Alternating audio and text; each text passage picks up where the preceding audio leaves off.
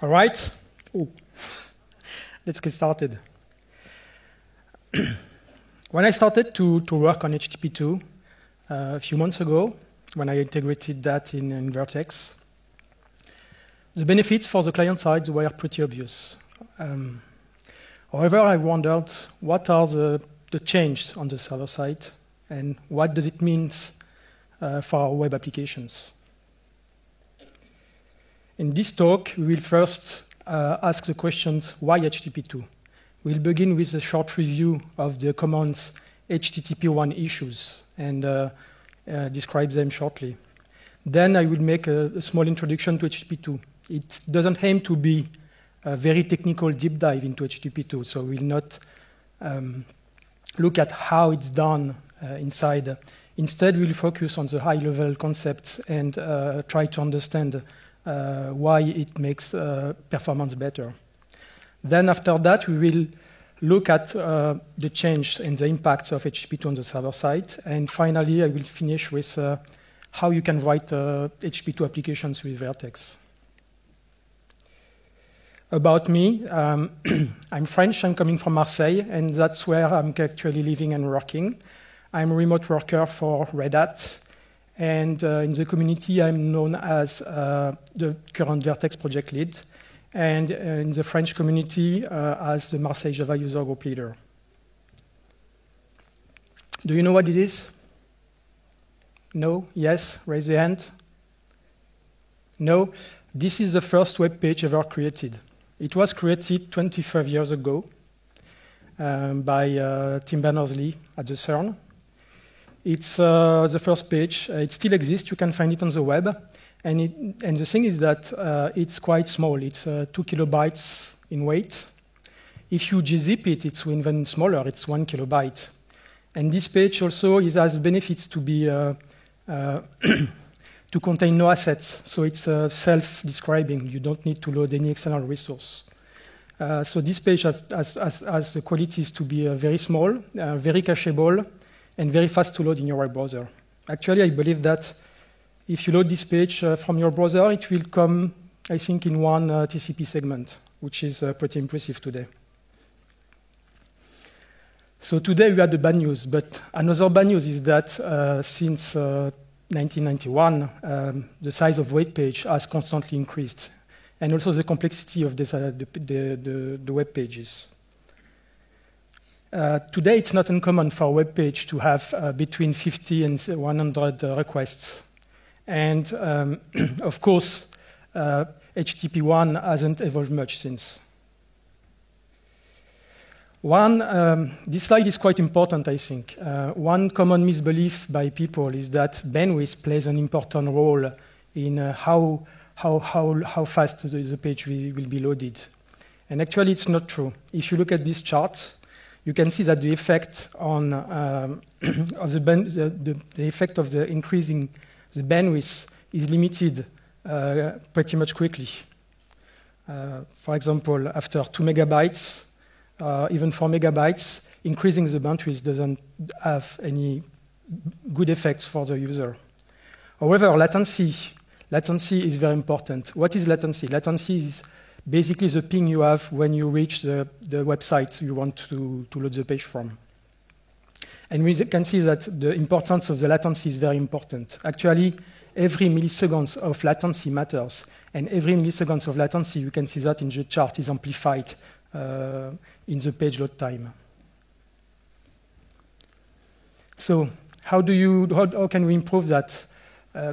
Since HTTP 1.0 was released, one of the major improvements has been in HTTP 1.1. Sorry. What did I say? Yes. HTTP 1.1, yes, indeed. Yes, HTTP 1.0 was this what we call the one-liner protocol. That means you just request something, and then you get the page. You didn't have even the notion of headers. In HTTP 1.1, now we have the concept of headers, which adds a lot of value, like the ability of caching a page. But also, it adds the notion of persistent connection. As you may know, a TCP connection is quite expensive to create. So if we need to create a connection each time we need to load the resource, then the page will take a lot of time to load.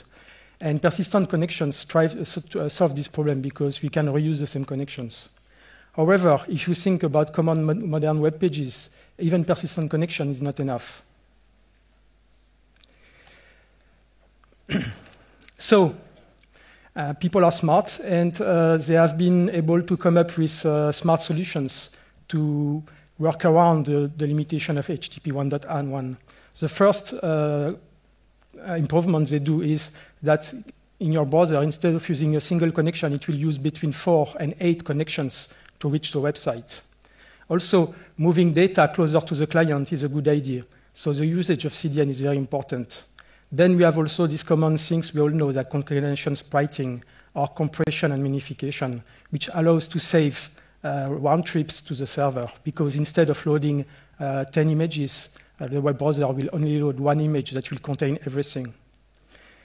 And finally, there are also other tricks like caching, that is quite obvious, and sharding.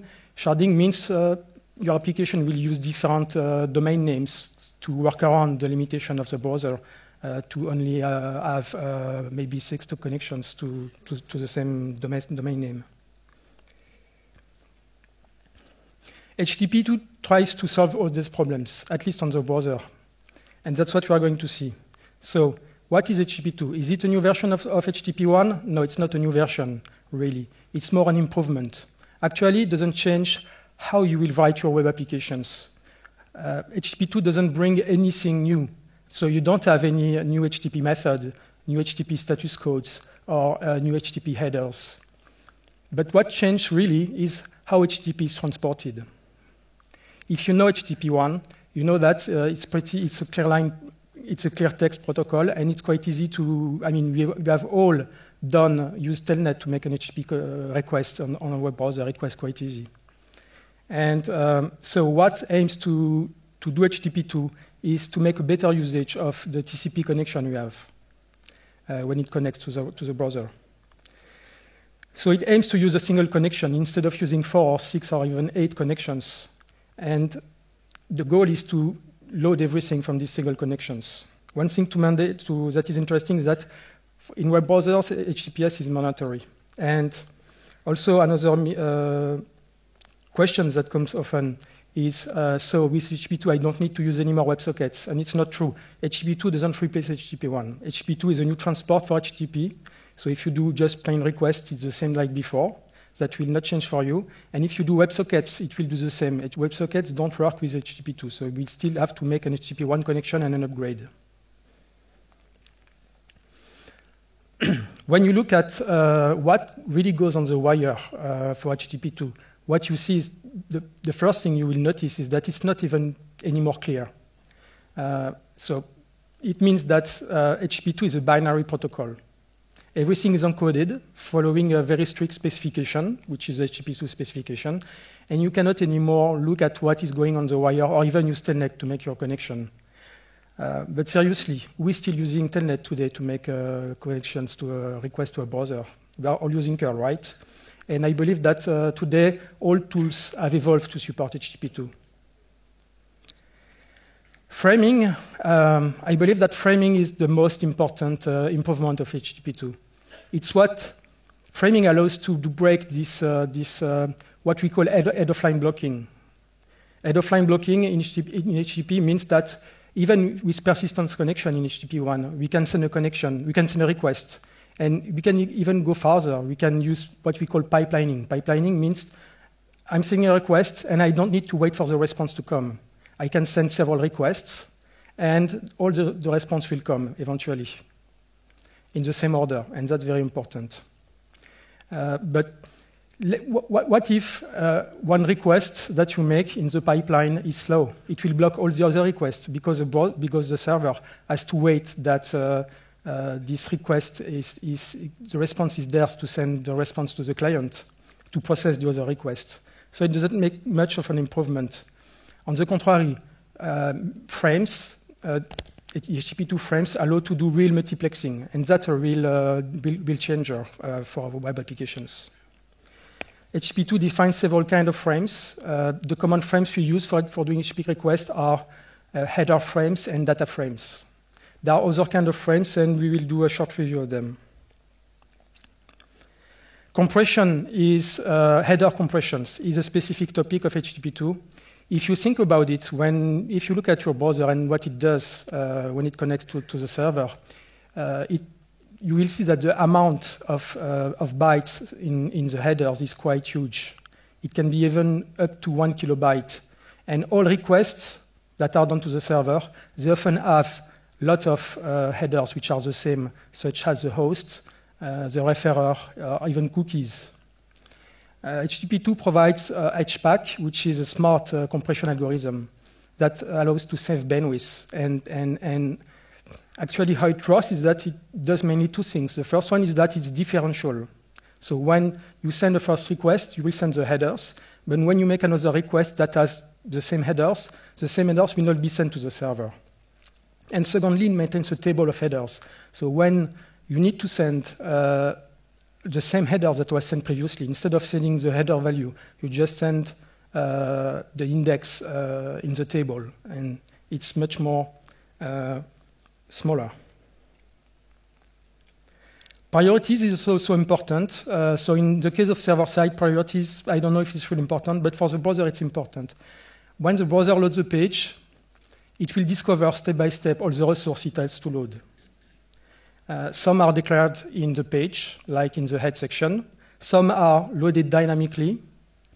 For example, the page contains a CSS file, and this CSS file refers to other CSS files, or even JavaScript can load other JavaScript files. And also code executed in the browser can dynamically add new resources to load at runtime.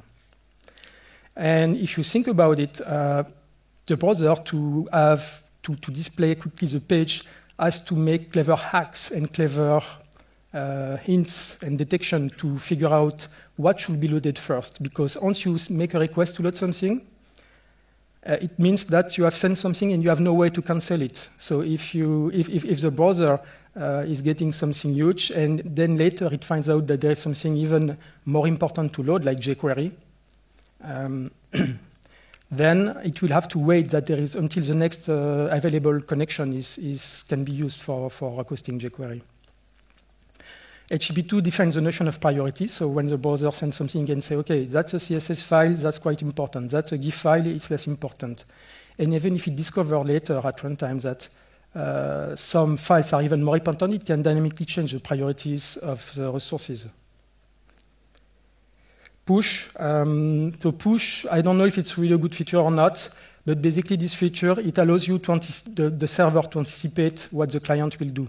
Basically, if you think about it, in Java, it's like a bit of future of response. So you push a response to the client. And what will do the client with that? It will take the response and put it in the cache. So if it requests it later, it will automatically find it already in the cache. That's usually how it's implemented. So let's make a quick demo to see what happens in the browser. So that's my demo. Yes, we can see everything. I hope it's big enough. So that's a bit an artificial demo. If we look at it, that's HTTP 1.0.1 loading the page. And here at Devoxx, we can see we don't have a great connection because it takes, here I have a page speed, it takes 5 seconds to load the page. And with HTTP2, it's much faster. It's 1 second, which means in this case, it's 5 times faster. But what is important beyond that is to look at what happens in the resources and how the web browser can use the connections. So if we take this section, now I load it.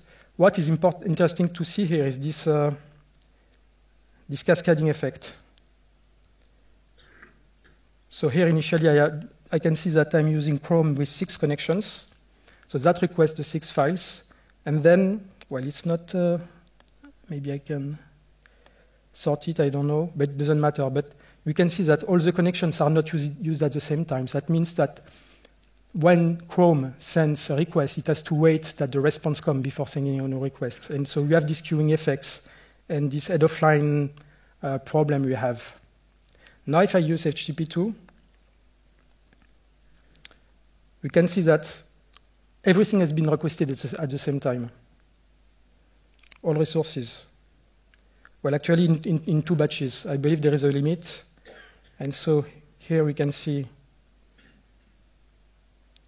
but it's much more efficient. So we can see that the multiplexing, in effect, that's done.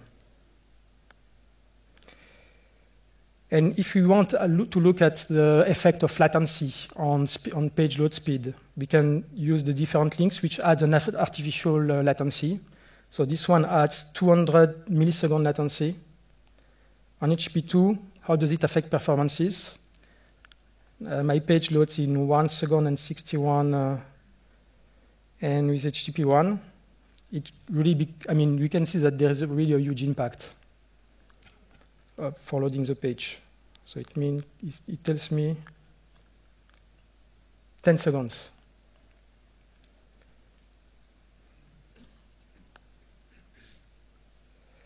So in other words, you can more or less say that HTTP2 is TCP friendly. That means it tries to make a better usage of the TCP connections and to be more network thematic.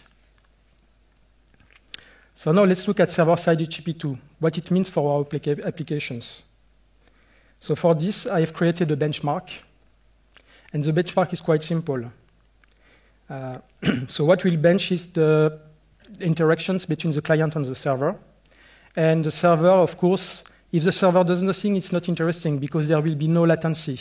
That means the server is able to respond quickly and it can be very efficient. So effects like head-of-line blocking will not appear, and that's not exactly what we want to do. What we want to see is how concurrency is affected in the server.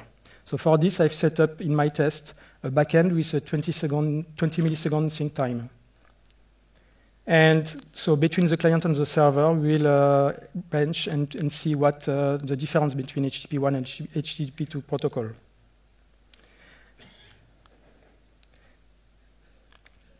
So about the benchmark is quite important to understand. Usually, a lot of benchmarks are wrong. I'm not claiming that this one is less wrong, but it's different.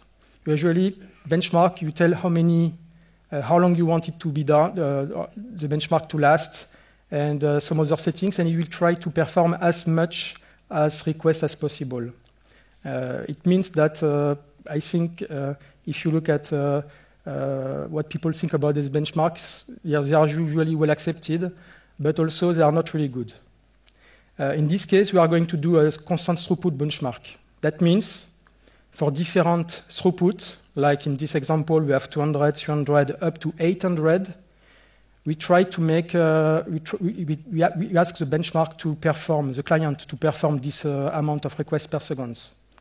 And then each second we do that, and if you are able to sustain this rate, this ratio, it means we reach 1. And it means you have been able to make all the requests. Otherwise, if you are like with a red smiley in the other case, we are not able to do any requests. It means you have a ratio of 0. So that's the typical benchmark and result we will have with HTTP1. We can see that up to 400 requests per second, it works very well, and then things starts to degrade.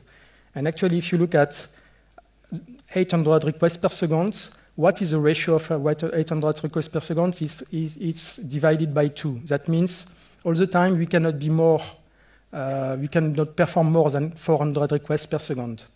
And if you think about it, we have a 20 millisecond sync time.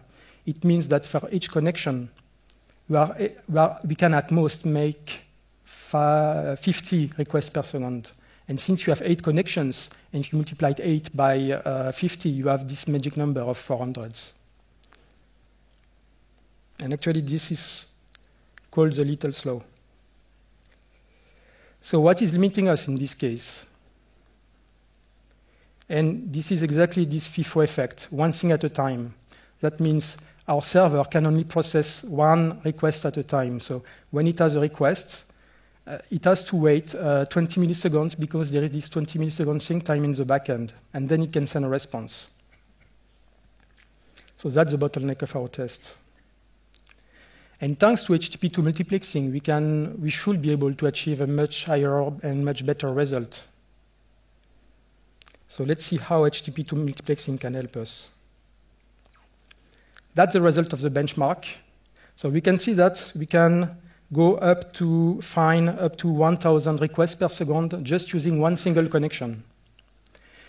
In this test, the 1,000 number is not magic. We actually have set up something called max concurrent stream.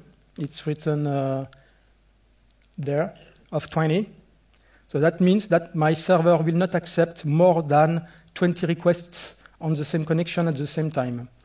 These settings is set by the server and sent to the client to tell the client do not perform more than 20 requests at the same time.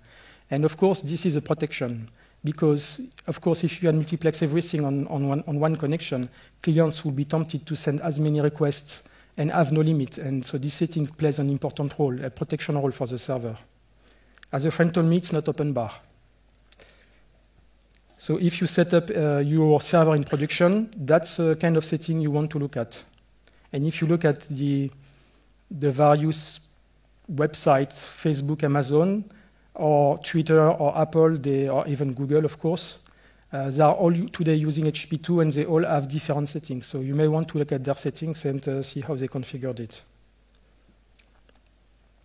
So now let's try more. Let's try to put more. So we need first to increase the max concurrent stream value. And for this benchmark, I set 400. So I'm sure that I can go much higher. And actually, I think, as far as I remember, the 400 number corresponds to 20,000 requests per second. And in this case, I'm not able to go more than 3,000 requests per second. Then things start to degrade. And then you have to ask the question, what is limiting us? What's the limit now? Because there is always a bottleneck. It could be the CPU, it could be something else, and that's what we are going to look at. Java Flight Recorder is a very nice tool, and I'm using it sometimes because it can give you clues about things that other tools don't. In this case, I've used it to look at the activity of my threads. And I have configured it differently to show all the networking events. So it's a low overhead collecting framework that you can use. And what you can see here is that that's my threads, and what are they doing? They are waiting exactly 20 milliseconds. That means all my threads are blocking. That's the threads of my application. They are blocking, and if you look at the stack trace, it's using OKIO-HTTP, which is the HTTP client I've been using. And the main reason is that this HTTP client is blocking, and that's what we are going to see, and what is the important factor. So we do observe this congestion in our server. And it's a bit absurd because thanks to HTTP2, we are able to increase much the concurrency, but in our server, now we have a new bottleneck, and this bottleneck is a thread pool. Why? And here is what happens in the server. So we are using a typical, I would say, thread per connection design. That means that the server, when it will serve a request, it will use a thread. And in our case, since we are doing a remote call in the backend, we see that this thread is busy. And that's what you have seen before in the Java Flight Recorder slide. So all this concurrency is actually now blocked by the thread pool because the thread pool becomes a new resource and the new bottleneck in this test. And it means, what does it mean? Yes. By this slide, I mean we are using the wrong abstractions. Because what we want to do is concurrency and not multithreading. And in this case, we are using multithreading to achieve concurrency. And when it comes to I/O, and blocking I/O, it's a problem because it doesn't scale. So we want to make a better usage of our resources and our CPU. And now I'm going to talk about HTTP2 with Eclipse Vertex and how we can achieve a better and much higher concurrency. So what is Vertex? Vertex is a toolkit for building reactive and polyglot applications for the JVM. It's an open source project. It's a toolkit first. What means toolkit? Most of you may be used to application servers or Tomcat or JD. And in this case, what you do is that you create a WAR file or an enterprise archive, and you deploy it in the server. In the case of Vertex, Vertex is a plain, boring jar. It's just a simple jar that you embed. And when you have this jar, you can create web servers, web clients, anything you like. So it's a bit different. For example, let's say I want to create a web application with MongoDB. I will just add these dependencies to my POM file. With Gradle, here is how it will look like. We also provide a Brew installation with a CLI, with a CLI runner for Vertex. And it's very nice because it's a different way of using Vertex. So in the previous way, with Gradle and Maven, usually what people do is that they use it as a library and then they create a fat jar. And in the main, they just create Vertex and start it. In this case, it's a bit different because it's a different way, and Vertex will take your file and compile it if it's a Java file and run it. So it's a bit nice too also. Works also with SDKman. It's polyglot.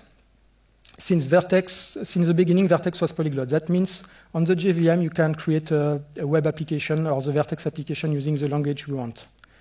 In Vertex 3, which is the current version, the first language that we have, of course, is Java, and that's the native language.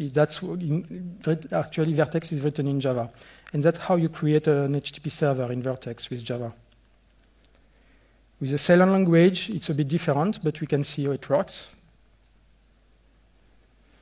And that's JavaScript, because we support JavaScript.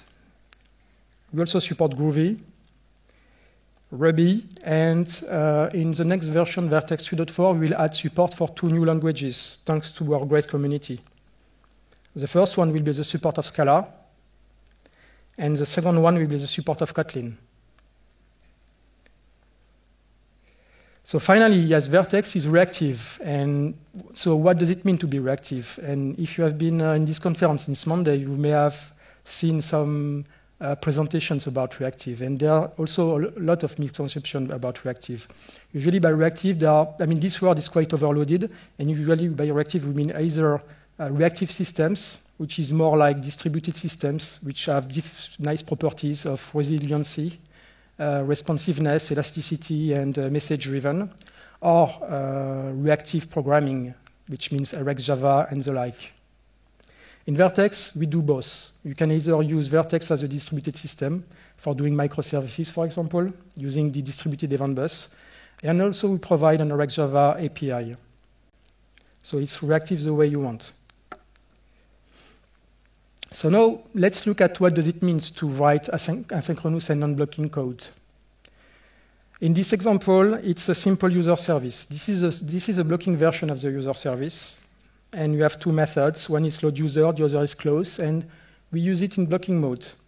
And so in service load user, that's where the problem can appear. Like if it's blocking, then my thread will be blocked to load the load user from the database, for example. If we want to make it asynchronous, how can we do that? We need to change the signatures. The first change is that our load user method doesn't return anything. Because if you return something, it means that we are not asynchronous. We are obviously synchronous because with the programming model we have to wait for the user to be loaded in order to continue the flow. In this case, so the load user returns void. And in Vertex, we have this interface called handler. Handler is just something you implement to get an event. And thanks to Java 8, we have Lambda, so it's really easy to write code with Vertex with that. And so we have an handler of async result of user. And async result, let's see how we can use that. Now, if I use it, I have to pass a callback. and test the async result. Is it succeeded? Then I can have the user. Otherwise, I do have a problem, and I just print a stack trace. So yes, Vertex is event-driven. What events can be? The first and foremost events are NIO selectors events. These events are there since, I think, Java 1.4. They are with the NIO API. And Vertex is built on top of Netty. And Netty provides a convenient framework for dealing with NIO. And usually these events are transformed into higher-level events by Netty, into HTTP request events or WebSocket events. Disk operations are also can be also events because the file system can be blocking. And in Vertex, we provide file system non-blocking file system abstraction. Timers, it can be messages or database or anything actually that will block. So we have this mass of events, and for all these events, you have to set handlers. And one question that often arises is, how do I write my application? How do I make it able to handle all this load of events? And the answer is that in Vertex, we provide what we call the reactor pattern with event loop. The reactor pattern is a pattern to dispatch events in an efficient manner. And the event loop means that instead of using several threads for handling all these events, we just use one single thread. And in our example of HTTP server, it means it's always the same thread that handles everything. And it has several benefits. The first one is that it's easier to scale on your CPU because it makes a better usage of the cores of the CPU. So if you deploy one application, you can deploy it on different cores if you want, and you will have pretty much linear scalability for NIO events and all these events. It's also very mechanical sympathetic because in this case, instead of relying on the operating system and the multi-threading of the operating system for doing concurrency, we are doing concurrency just using one single thread. So we don't have all these context switches, and also the CPU cache are much better used. And finally, it's also a simple concurrency model. So it's a different concurrency model. So it means that if you need to do concurrent things like sharing state between different requests, in this case, you don't need to use a concurrent hash map. A simple plain hash map will be used and will work because you will have the guarantee that this hash map will be accessed by the same thread and at most one thread at the same time. I haven't said that concurrency is easy, though. So how does work HTTP2 with Vertex? So Vertex provides for HTTP2 a server and a client. For H2, so we provide H2 and H2C. So maybe here I need to explain what it is. H2 is the version of HTTP2 with TLS support. And for this matter, we use JTLPN or native OpenSSL borrowing SSL support. Or we can also do H2C. H2C is the clear text version of Vertex. So browser will not accept, for now, H2C. They don't want to do it. But if you are using Vertex on your own infrastructure, you can use H2C or H2 like you want. The HTTP request response API is compatible with HTTP1, since you have seen that there are no semantics change to this. And however, we provide also API for the HTTP2 specific features. Indeed, that's something I haven't mentioned before. HTTP2 provides, is extensible. It provides some hooks you can use, like you can send custom data frames or send custom settings between the client and the server. And this is supposed to be used to create extensions and build more evolved protocols on top of HTTP2, like gRPC, for instance. And there is another one called Web Push that uses HTTP2 push frame to do push notifications to the clients, like cell phones and browsers. So how can we write now non-blocking server with Vertex? So it's pretty much like the HTTP server I've shown before in the different languages. The main difference is that here we say, when we create HTTP server option, we tell the options to use LPN, SSL, and we give it the key store. And when the server is created, it's like before. We set up a request handler to handle the request and the response and create the response. And then finally, we listen on the port 8080.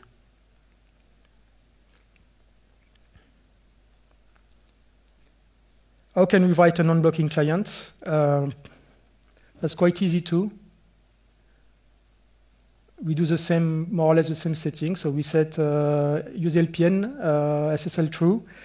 But here we have to tell use HTTP2 versions. That's the difference. In the previous case, our HTTP server was able to handle both HTTP1 and HTTP2 at the same time. And actually, how does the server knows which protocol to use? In the TLS, when the TLS connection is done, there is this LPN thing, the set LPN use LPN true that I'm doing.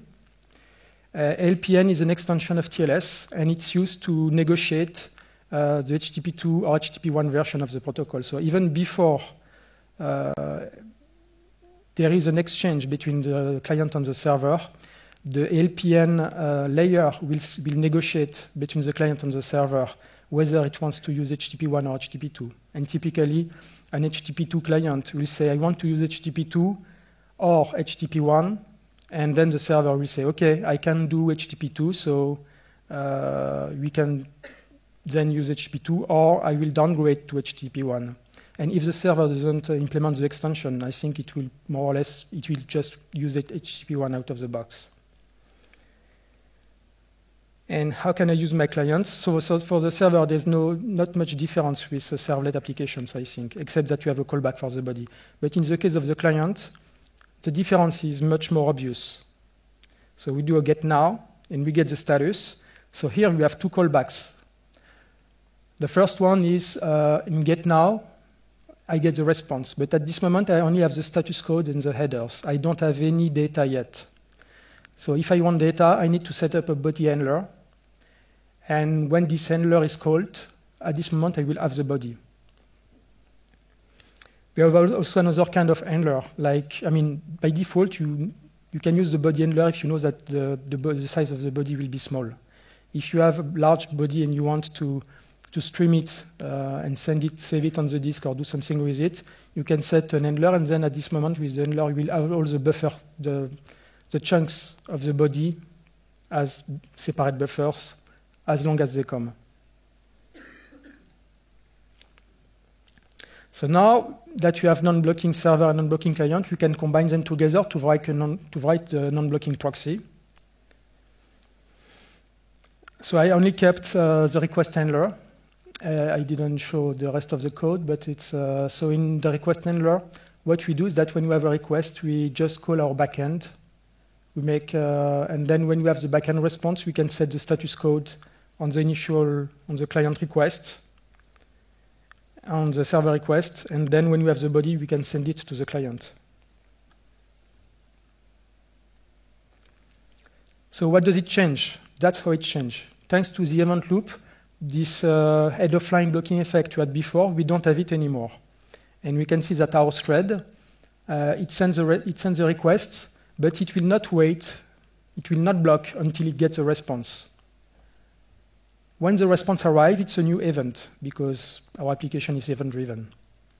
So the first one is I'm getting an event for the response, and the second event is I'm getting the body. And we can see that with the first event, we can create in the HTTP2 an header frame, and when we have the body, we can create and send one or multiple data frames to the client. And now, thanks to that, and a single thread, we are able to multiplex all the HTTP2 requests on a single thread and be much more efficient and have, at this time, a great concurrency.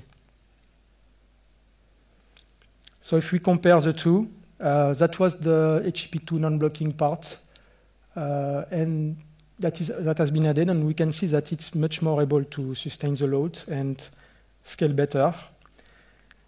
When we arrive at 5,000 requests per second, we start to be slower, and I think the main reason is that when I did my tests, that was not the backend that was slow, it was more the fact that my CPU started to be heavily used.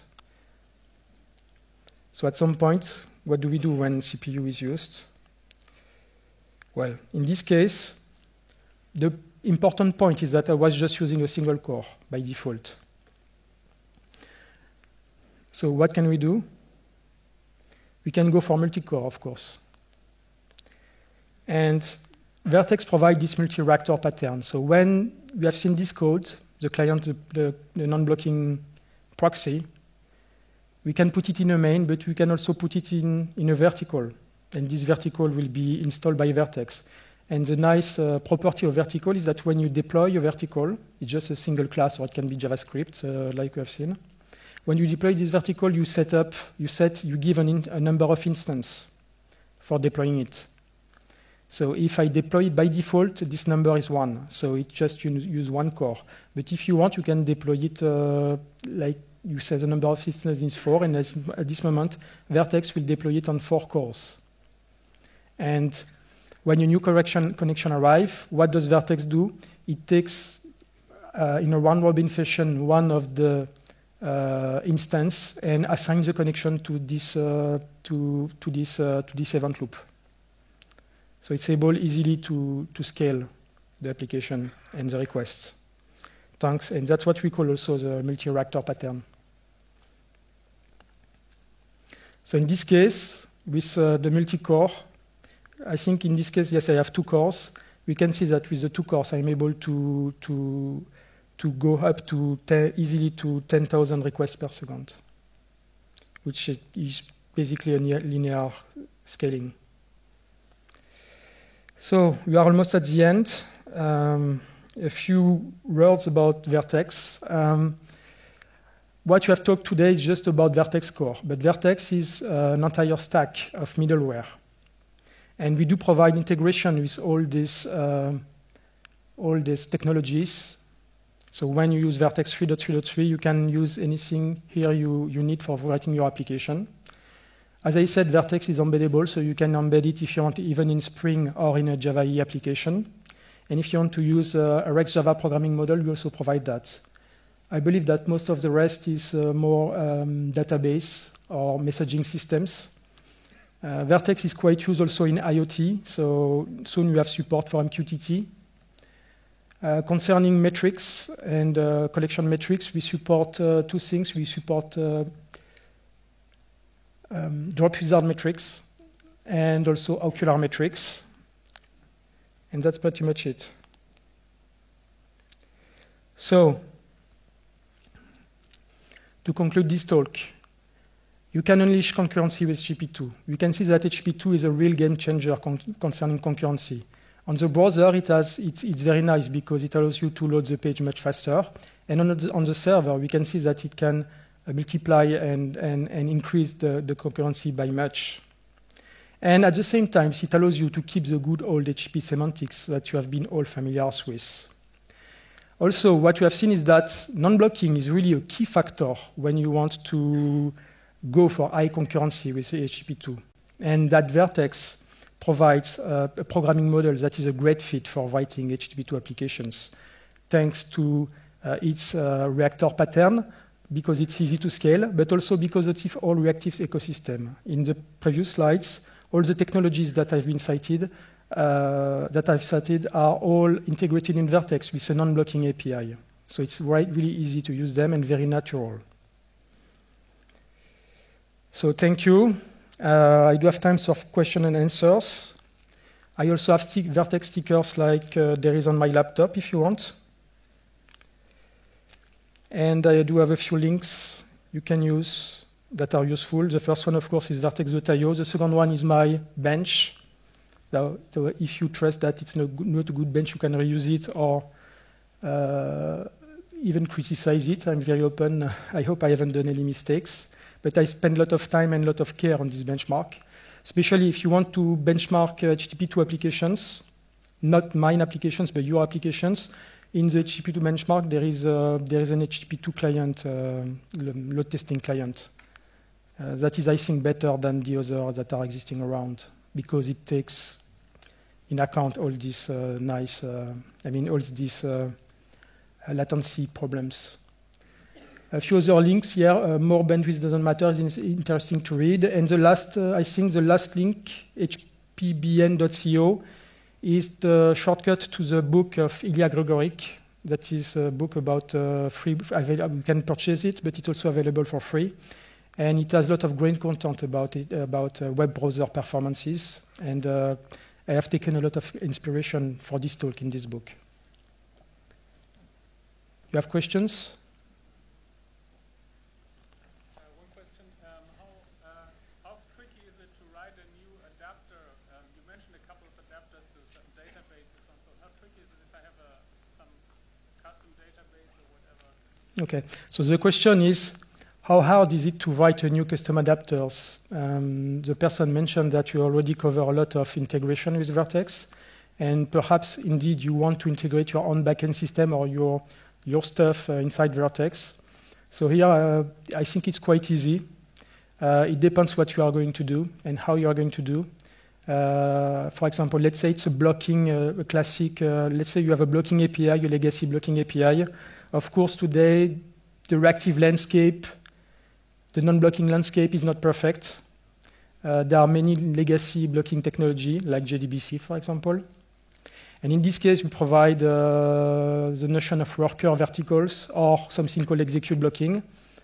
So you can, and then you can easily wrap this blocking code into a Vertex API. Or you can reuse already the existing Vertex. If your API, if your backend is based on an existing protocol, like HTTP, it could be an HTTP protocol, even NetSocket, if you can have simple protocol. In this case, you will reuse Vertex, NetSockets, Vertex, I mean the base bricks of Vertex, and build your own protocol handlers in Vertex, and then expose it as an API. And finally, that's something we do since recently. If you have something existing in Netty, let's say, and you want to reuse a Netty, part of the Netty, existing Netty ecosystem, you can easily integrate it. We have written a guide about how to reuse Netty ecosystem and integrate it in Vertex. Then, to conclude, by default, you can make your API non-polyglot. But if you want to make it polyglot, then we do have automatic code generation for that, and you don't need to worry about how to create the JavaScript version, the Scala version. Everything is generated automatically for you easily. Another question? I think I'm seeing a question there, but I have the spotlight in the LED.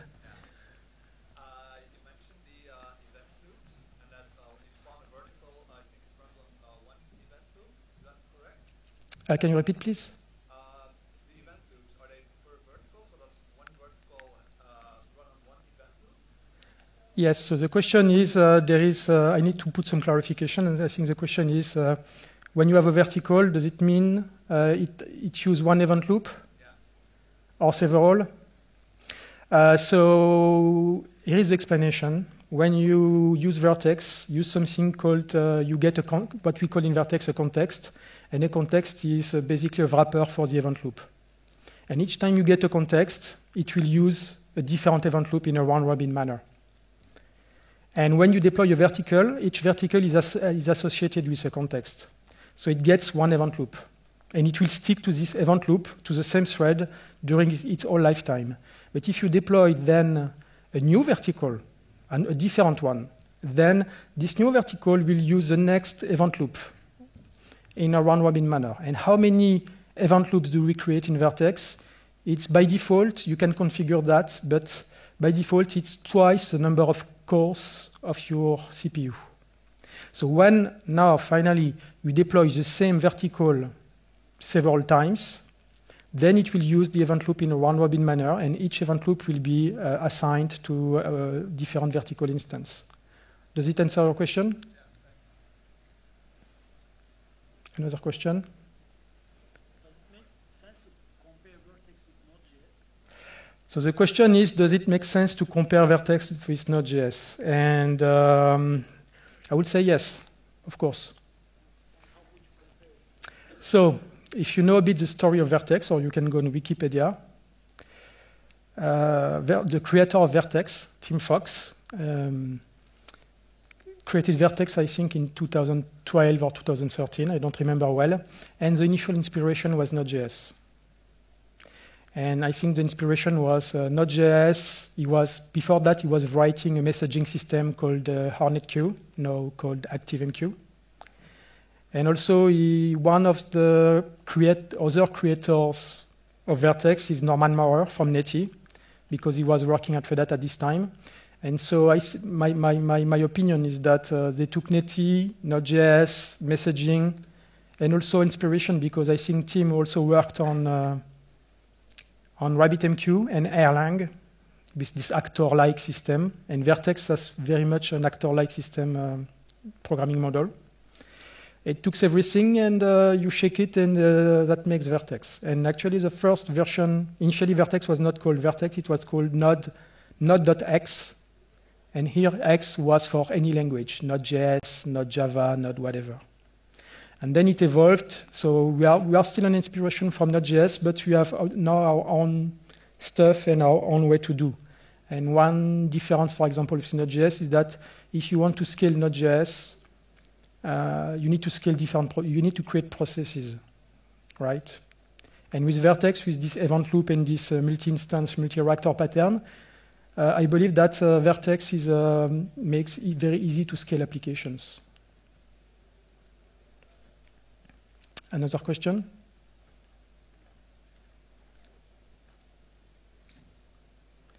I'm not sure to see. No other question? All right, then have a good evening, and see you next time. If you want stickers, you can come.